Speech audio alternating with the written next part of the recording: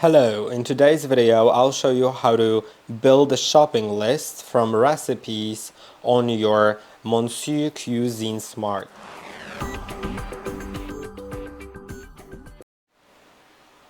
If you'd like to add a recipe to your shopping list so that you can shop all the needed ingredients, you can click on the three dots next to a recipe. No, sorry. You would need to actually open the recipe, find the ingredients, and then select Add to Shopping List. So I've added this recipe, and let me see. There would be, let's say there's batter, so I'll find something else with batter. We'll see if it combines on the list, so that it doesn't list the batter twice. For example, the mashed potatoes, of course, need batter, so let's add it to a shopping list.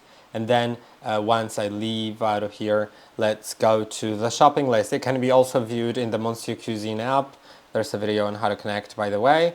And you can sort it by category or by recipe, which means if I sort it by recipe, they definitely won't be combined because there will be separate ingredient lists for each recipe, as you can see. But if I sort it by category and go to milk and dairy, okay, it actually didn't combine it. I don't know if it's because the recipes are kind of differently made. You can see kind of differently shows it.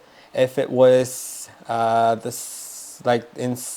formatted in the same way, maybe it would work properly. Well, I'm not sure. So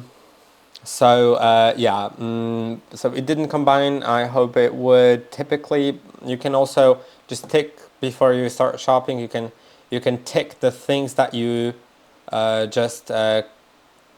okay, yeah, it also didn't combine the potatoes. You can see there's in others there are potatoes, and in potatoes there are potatoes. Okay, but yeah, you could tick them, like tick things that you already have before starting the shopping, and you could also click on plus and open the scale to wait if you have enough of the ingredient needed. I hope that this video was helpful. Don't forget to like and subscribe, and I'll see you in the next one.